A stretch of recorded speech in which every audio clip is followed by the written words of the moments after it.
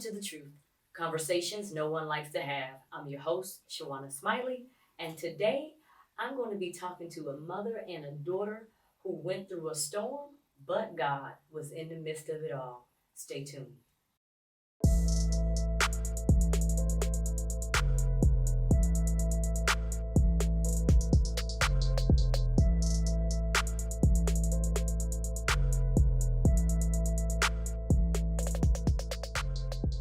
She's an anointed minister, singer, songwriter, wife, mother, and she's also my friend.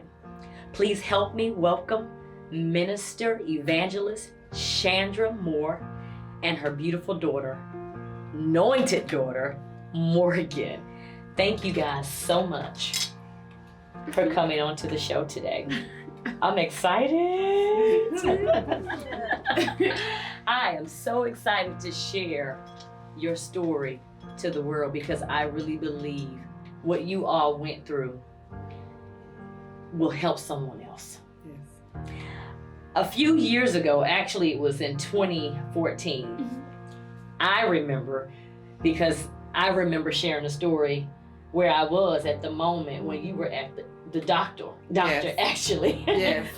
On that day, I was just led to pray, and I was in my prayer room and I was praying, and the Lord said your name to pray for you, and I didn't know what was going on at the moment, but I just began to pray, and I after praying I called you, and when I called you, you said, I'm at the doctor with Morgan, can I call you back? And I said, yes, the Lord just had me praying for you, call me back. But you never got around to calling me back. Right. And so a few days after that, I can't even remember who told me, how I found out the news. All I heard was Morgan has cancer. And I'm like, what? Yeah. What is going on? Yeah. My heart just dropped, and I began to pray again because I know you. And it, to me, it was like, this is my friend, but this is also family. Right. So it hit Right. home Exactly. for me as well. Tell me, what happened that led you to take Morgan to the doctor that day? Well, Morgan was doing this yoga exercise all the time in her room, and it was just a normal, afternoon. She was exercising, and I was sitting in the living room. She was in her room, and when she did a particular exercise, I noticed something. And I called her to me. I said, come here. And she was like, children don't want you to, bring too much attention to them. So I was like, lay down on the floor and do what you just did. And so she did. And I noticed like these 2 knots rolled up in her pelvic area. And I was like, what is that? And she said, oh, mama, just kind of waving me off. I said, no, ma'am. I said, how long has that been there? And she was like, for a while. And I said, they don't hurt?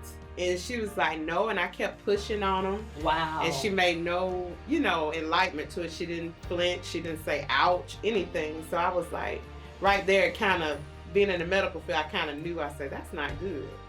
So at that moment, I knew I had to get her a doctor's appointment. Gotcha. And it was during the holidays, so I attempted, to make that appointment, and it took us like 2 weeks. They would not schedule. They was like, oh, bad time, the doctor's out, but I kept trying.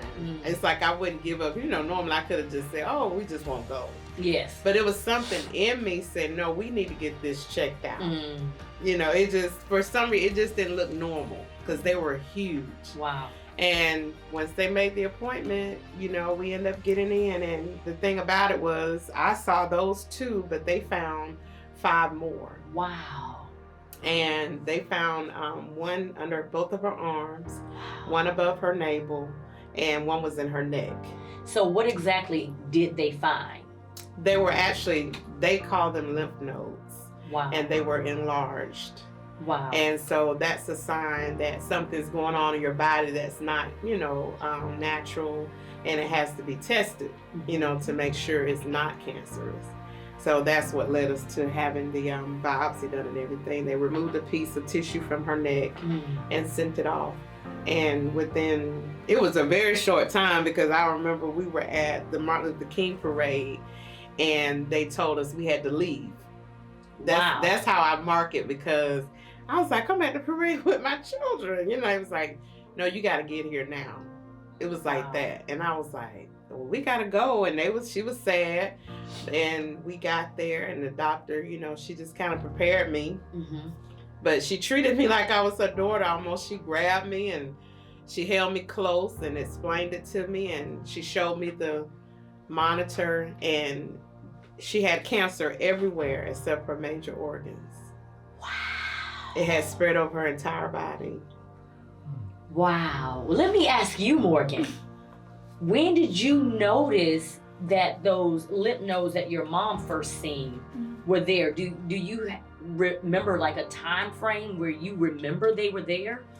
I didn't remember like when they came about, and I'm the type of person where like if it doesn't hurt, I'm not gonna tell you. So I just blew it off until she pointed it out, and I kept telling her, no, it's fine, I'm fine, don't hurt or whatnot, because it was just right there, and I just thought like, okay, I might be gaining a little weight, you know? Yeah. But it wasn't a specific. I know they were there for a long time because it was in the summer at first when I saw them during the summer, because I danced and I exercise and stuff, so yeah. Wow. That day when the doctor gave you the news, Shandra, what was your reaction? I remember being home because I was getting ready to go sing. It was 6:18. You remember the time? I remember the time. Wow. And the reason why, because my computer was in my room. I sat down at the computer desk to answer my phone. And I looked at the clock on the monitor, and it said 6:18. I said, why is the doctor calling me at 6? And I wasn't going to answer, to be honest. Wow. And now, was this AM or PM? PM in the afternoon, yes, in the evening. And I was thinking, why is Dr. Hall calling me at 6, you know? Yes. But then I thought, oh, this could be very important, you know, because of the appointment. And so I answered, and she was like, oh, I hate these phone calls. And I was like, well, hang up. And she laughed like you did. She laughed, and she said, oh, but I've got to tell you. And I was like, oh, here we go, you know. But I'm gonna be honest, I wasn't thinking anything. You didn't think of that magnitude. Anything. No, ma'am. The doctor called you and said, hey, I need you guys to leave wherever you are from the Martin Luther King parade. Yeah. Come. And then at this particular time, she's calling you at 6:18 in the evening. Yes. Your mind is still saying, everything is good. Because when they told me they saw something, I was still thinking, oh, okay, well, this, you know, it's with anything, you know, I'm like, well, we can get past it. Yes. Because they never labeled it cancer then. Okay, so when the doctor called me, she said, I have to call and say we got the prognosis back from the biopsy. And I was like, okay. And she was like, Morgan has stage 4 non-Hodgkin's lymphoma and leukemia. Wow. And I said, okay. And I'm in mind, I'm thinking, I don't know what this is. Never heard of it. Yeah, I was like, I heard stage 4. Yeah. And I went crazy. I knew what stage 4 meant, but I did not know what non-Hodgkin's lymphoma was. I had to research that. Can you explain to the audience what exactly that is? Well, there's 2 kinds, non-Hodgkin's and there's a Hodgkin's. Okay. Non-Hodgkin's at most cases can be treated. Okay. Hodgkin's normally cannot because it's basically outside of the lymph nodes. Non-Hodgkin's give you a benefit because it dwells in the lymph node where they have somewhere they can actually attack. Okay. If that makes sense. The body doesn't form the B cells that it should, and T cells. You have cells in your body that has to form, and so her body wasn't producing it. Wow. So that's why the lymph nodes were formed. Wow. And it just got out of control. And I constantly asked, was it something I did? Was it something she was eating? You know, and this is just a little, I probably shouldn't even mention this part, but After later discovering some things, I thought maybe it could have came from a chemical or something, you know. And so, still never really knowing where it came from. Wow. I still don't know. So, when she told you what it was, when you hung up the phone. Yeah, you asked. Okay. I remember. What was your reaction? Yes, I remember. I hung up the phone and I literally hit the floor. Really? I hit the floor in my bedroom and I said, oh my goodness. I said, how do I tell a 12-year-old she has stage 4 cancer? And then I was like, oh Lord, and then leukemia. You know, I was thinking, and my husband wasn't here yet. He hadn't gotten home. And I was thinking, Lord, this is just too much. You know, and I was just on the floor, literally talking to the floor. I was like, this is too much. And my spirit, I mean, like clockwork, said, put it on Facebook. Really? And I said, and I try not to second guess the spirit. So I got up in emotion and I did just what the spirit said. Yes. Put it on Facebook, no long drawn out, nothing. I just said, I need you to pray. My daughter was diagnosed with, I put on there what it was. Stage 4 non-Hodgkin's lymphoma and leukemia. I said, I need the saints to begin to pray. Wow. That's all I put. Wow. And immediately my phone just started leaking. I mean, the, notification, bloop, bloop, bloop, bloop. I mean, it bleeped till it just like fell off the bed. It was jumping. And so my husband in the process walked in and he was like, what's wrong? I was on the floor. He's like, what's wrong? Why are you on the floor? And I told him, he hit the floor. Oh my. I kid you not, he dropped everything he had in his hand. We both now on the floor with our evangelistic minister himself.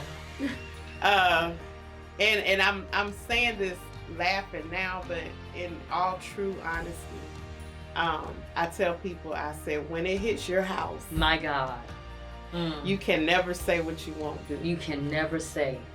I'm serious. I mean, it was so real, and cancer wasn't new to me because my mother had went through cancer, but it was my baby. It's different. And I'm thinking, yes. 12 years old. Yes. And I was in my mind. I'm just gonna be honest. I'm thinking over 12. I said no. Life is not over. No. For my baby. I said, God, you gave her to me. And I said, and I gave her back to you. Wow. I said, so she belongs to you. But at that moment, I cried like any mother. I cried profusely. Wow. I cried till it hurt. Wow. And I'm a big family-oriented person, so the only thing I knew to do was to call my family. Yeah. And I called everybody that was here.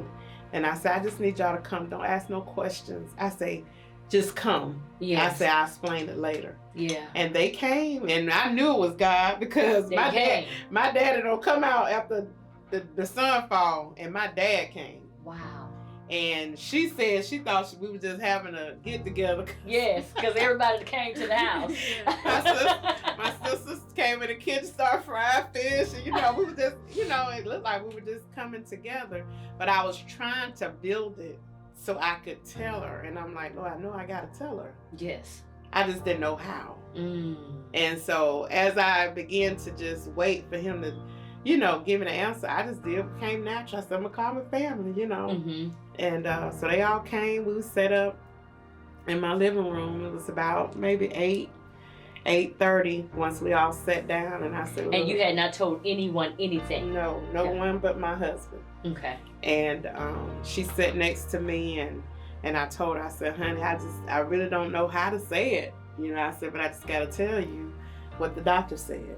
And when I literally told her, she was so calm, and I was looking I was like, did you hear what I said? And she said, yeah. And she turned like she looking at me now. She said, if he did it for grandmama. Woo! My God. I mean, no joke. She said, if he did it for grandmama, I know I'm be okay. Wow. And I looked, and it's like, my eyes were swollen, and I said, it was like I felt faith. Yes. And I said, oh Lord. I said, if she got the faith, I said, I got to catch up, you know. Jesus. So I literally dried my eyes and I said, okay. And I knew then we was getting ready to take a journey. Wow. I knew it because she had already caught faith. Wow. You know, in the Bible, and I'm not trying to get deep and wonderful, but the Bible says that if you have just a grain. And I said, Lord, I got to catch hold to her faith. My God. Because she had enough. Yes. I knew she had enough for me and her. Her faith gave you strength. It gave me strength. Wow. And it gave me faith. Because I did not speak faith until she spoke it. Wow. I reacted as a mother.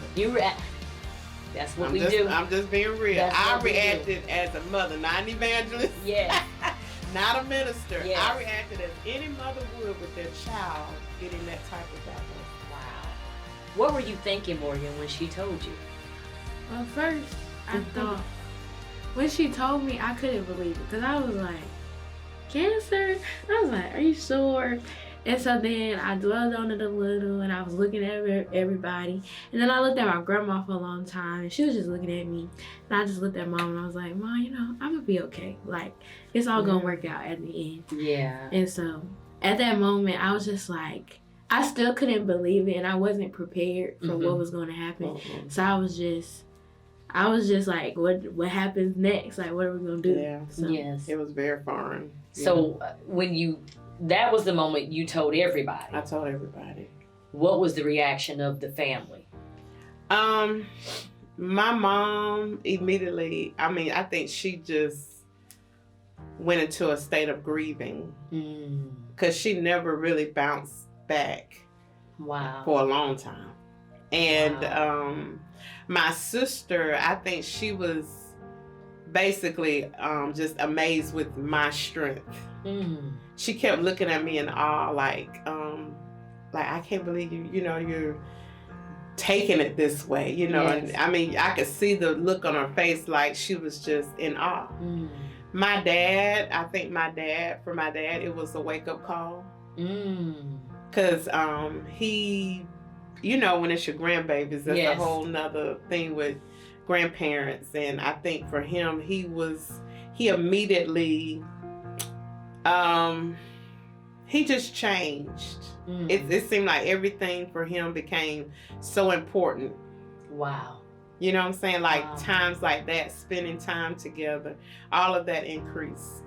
Wow. Yeah, all of that increased. Now, my other siblings, I have a brother that's not saved. I said, oh God, this is you all day. Because when you have your family members start speaking God and they're not saved. Wow. He literally was like, oh, Morgan gonna be okay. I was like, okay. He was like, she's gonna be fine. And his faith increased. My sisters, all of them. It's just like, it seemed like everybody just had a shifting. Wow. In their life to say, this is real stuff. This is real stuff. And Morgan's just special to everybody. So it was like God picked her. That's what I keep saying is he used innocent blood to make sure his word got around to the family to let them know who he really is. Wow. And I was just like, oh Lord, I got to sit back and watch you work, but it was hard, because he picked my baby. And I was the one saying, why my baby? Why my baby? Why my Morgan? baby? I have another daughter, Destiny. I'm like, and I'm not saying I wanted to dump it on her, but she was my first baby. Exactly. And I knew I had her out of wedlock, and what I went through, it was just like, God, I gave her back to you. Yes. And this is what you do. Yes. You lay this, cancer on her. And I'm like, really? Yes. So I want to ask you this question, because as saints of God, in our minds, we feel like we shouldn't go through nothing because we are saved, because we're covered by the blood. Right. So did you question that? Like, how in the world could this have happened to me? Or how in the world could this have happened to my baby? I'm a minister, of the gospel. I sing praises unto the Lord. What was your mindset when you were going through? Actually, that's what helped me. I would say get in place, because I did think about where I was in God, because there was a time when I wasn't walking so straight and narrow. But I was at a point in my life where I had totally sold out to him, everything. Wow. Literally, I mean, my family, everybody was in a place where I could say we were in God's will. Wow. You know, and our lives were devoted and committed to him. Wow. 100%. And that's why I made that charge to him. I said, okay, hold on now, God. I said, now, I live for you. I die for you. I said, so I'm putting my baby before you now. I did it then, and I did it in the hospital room. Because I remember when the doctors came in, they started giving me they called it our journey, and telling us what we were getting ready to embark upon. They gave me this book about this big. And she was speaking and I'm like, I can't understand all that. I said, hold on. I said, I need you to leave the room. And so she left the room, and I looked outside the window at Sacred Heart. I'll never forget it. And that's what I said to him. I said, God, I'm your child. I say, I live for you. I said, now, if you would have caught me a little while back, I couldn't have said that. Yes. I said, but I was in a place where I felt like I could give him back his word. And the Bible says that he said, you can ask what you will and it shall be done. But there's something that comes along with that. Yes. You feel me? There's you can't just be living in a kind of way and then like you finna come before God. Oh no, he'll check you real quick. You know. But I was there to say, God, I'm putting this before you. I need to see your hand work. Yes. You've done it before. Yes. Can you do it again? Yes. That's what I wanted to know. I'm like, God, I need you to do this. Wow. Talk about the journey. The things that y'all went through, because y'all went through this for what, 3 years? 3 years, almost 3.5. 3 years. I remember talking to you. It was a tough journey. Yes. Talk about that and the things that Morgan had to go through. Either Morgan can share how what she went through and the pain and how she suffered going through this journey. Share that with us. At first. Well, the very first thing was they took me out of school and they took her off her job because she had to be my caretaker, and I couldn't be in school with everyone else. So that was the very first thing, and it was kind of because I know she put it on Facebook, but at the time I didn't have a Facebook, so I didn't know how my school found out.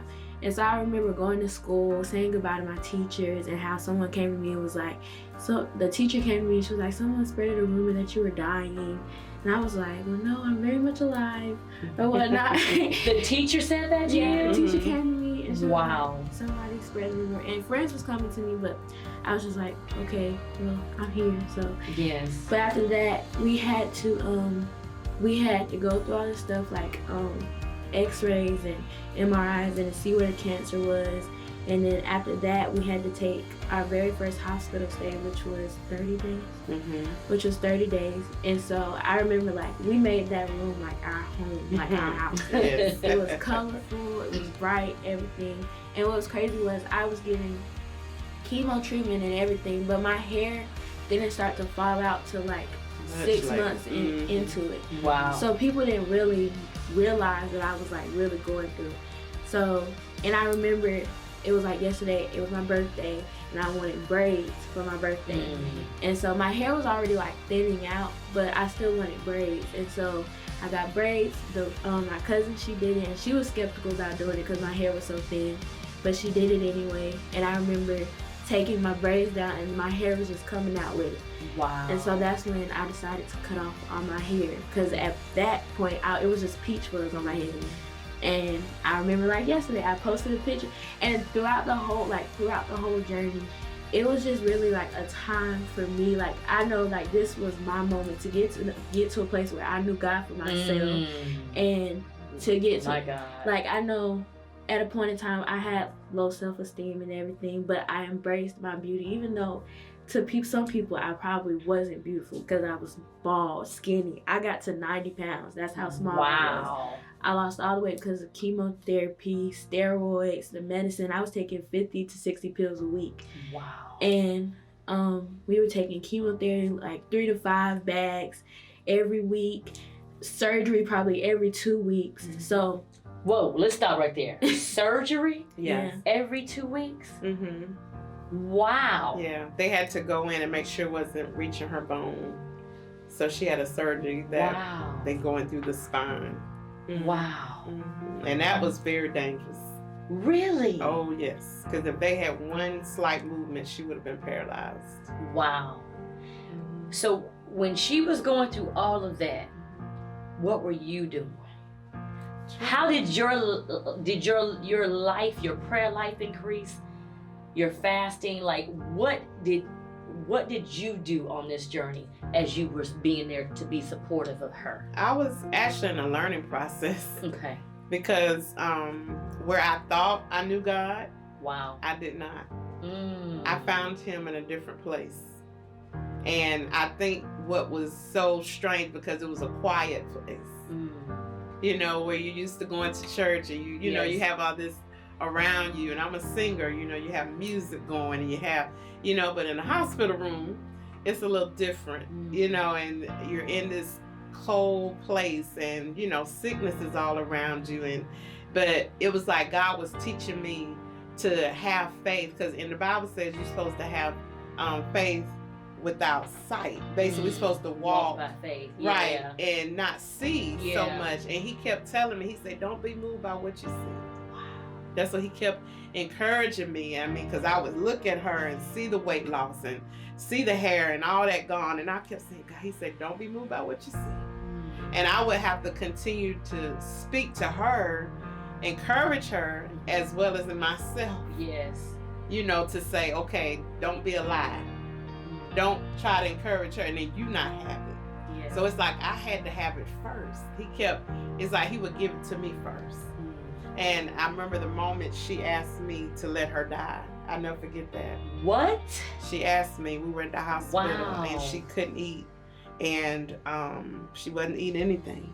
She couldn't keep anything down. And she said, Mama, just let me die. And I looked at her and I said, no, ma'am. I said, not on my watch. And she asked me to get in the bed, and I said, it may be wrong. I said, but I'm getting in that bed. And I remember cradling her that night. And I said, God, I said, if you don't show yourself strong to anybody else, I said, show yourself strong to my baby. Let her know you for herself. Yes. You know what I'm saying? Because it was nothing for me. She had to know. She had to know. This is her testimony. This is her testimony. And I mean, it was just graciously that I could be there to go with her. Yes. But we became the best of friends. I mean, she really was my ride and die. For real. Wow. So did you find God on this journey? Most definitely. I can't say I'm in the place. I can't say I was in the place where I am now before I went through all of this, because I was just the evangelist's daughter. You know, Evangelist Shandra daughter. We looked just alike. So yes. It was hard to get away from. But that's all and I mean, I was in church and everything, but I never got to know. I couldn't say God was a healer to me. God was a deliverer to me. He was, there for me, sitting at the bed talking to me, comforting me, when I thought nobody else was there. So I can say that truly now, and I can say that I am in a place where I was in a place where I wanted to get to know God, and that I wanted him to be there. Because I couldn't look to my mother to be my healer, to take the pain away. So I had to look to God. Wow. That last day that you guys went to the doctor and they told you guys, this is it. Talk about that day. Well, we didn't even know. You get in a routine, because I believe it's a routine. Doctor's appointments and things, you just write them down and go. And that particular day, that's what we did, motion to go out. But when we got there, the nurse was like, well, y'all know what today is? And we was like, what's today, And she was like, today's your last day for IV chemo treatment. Wow. And I looked at Morgan, I said, they told us because, going off of what they said, we were like, what? Because we want to be prepared for that day. And she said, oh yeah, this is her last IV treatment. And that's to be inserted in the port. And we was like, oh my God. That nurse left the room. We shouted. I mean, we danced like we were at the church house. I mean, It's like some music dropped. Morgan got to praising him. I was like, praise him, baby. I was like, we literally praised God. Hallelujah. In the doctor's room. We didn't care if they walked in. We didn't care if somebody heard us in the next room. we were thanking God because we realized at that moment Wow. that God didn't have to do it. But he did. But he did. Wow. I mean, she had so many kids in the journey that didn't live. They didn't make it. Wow. We were in there with them. You learn the families. Wow. And you hear people tell you they like, oh, so and so, you Didn't know. make it. Yeah. Wow. Yeah. We're going to wrap this up. Mm-hmm. Okay. And I just want to ask you ladies to look at the camera. Mhm. What would you say to a mother who's going through this right now? And it doesn't necessarily may not be cancer. It could be any kind of illness that their child is going through. What advice would you give them that you learned on this journey that you can share with them? I would basically say that if you don't have a support group, that's the best thing that you need when you're going through. Don't ever try to go through anything alone, because the enemy wants you alone. An idle mind is the devil's workshop, and if he can ever keep you in a place where you feel like you're all by yourself, he feels that he's won. But if you can get you a great support team, it don't have to be the people at church. It could be your workplace. It could be your neighborhood. Create a team, because you create strength to be able to go through. It gives you a strength that you can't muster up on your own. And not only that, a prayer life. Get you a prayer life. You don't do anything else. Pray. Learn how to pray, because prayer does what nobody else can do. Prayer can go where you can't go. And when I couldn't heal my baby, prayer was the thing that I prayed to God, and he was able to do the rest. And that's my encouragement to the mother, and to let them know that you're not in it alone. I mean, that's all I can say is, because you'll feel that way. You'll feel like nobody else is going through but me. And it will knock you down till you can't do anything. But if you can keep somebody around you and I'm talking about some real people, not nobody that you can't be honest with and say, oh, today's a low day. It's not saying you don't have faith, but you will have low days. We have good days, bad days, but they all outweigh, the good outweighs the bad. And that's what I would say to any mother. They could and that relationship with him is most important through any trial, through any test, because when everybody else leaves, Jesus said, I'll never leave you. Yes. He said, I'll never forsake you. Yes. No matter how hot it gets, no matter what the report is, he said, I'm going to be there. Wow. I'm going to be there. Morgan, what would you say to any youth, teenagers, young adults that's going through what you went through? How would you encourage them? I would just say it's never too early to get to know God. I feel like you feel as if they don't have to get to know God, that they have time. And it's the truth be told, we are living in the last evil days. And I would just say, get to know Jesus for yourself in your way. Just like, you don't have to, do the whole preaching thing. You don't have to, be the traditional church way. You can get to know God in your own way, and don't always rely on your friends and things, because they're not probably going to be able to handle your truth, your testimony. And so I would just say, build up a prayer life, like she said, and get to know, make him your best friend. That's what I did, where I could just go to God and be like, God, today was the day. So just get to know God for yourself. And that's one of my motives. If you keep God first, everything else, I promise you, it will fall in line. Fall in place. She said something so key. Make God your best friend. Your best friend. That'll preach for not just the young adults. Yes. The teenagers. The senior saints. The seniors. Listen. The senior. Yes. Make God your best friend. Wow. Well, I just want to thank y'all so much for allowing us to come and talk to y'all about y'all journey, your story, which is a powerful story. Listen, I just want to encourage you to put it in a book. Yes. Because this testimony can reach millions, what you all went through. It's a powerful testimony. And I love the fact that but God. My God. You went through a storm, Mm-hmm. but God. My God. Yes. He was in the midst of the storm the Yes, he whole was. The whole time. Mm. The whole The time. whole time. So thank y'all so much for coming on and sharing your story with us and Thank you. the audience. Again, I want to thank y'all so much for tuning into the Truth Conversations No One Likes to Have. Again, I'm your host, Shawana Smiley. Stay tuned for our next show.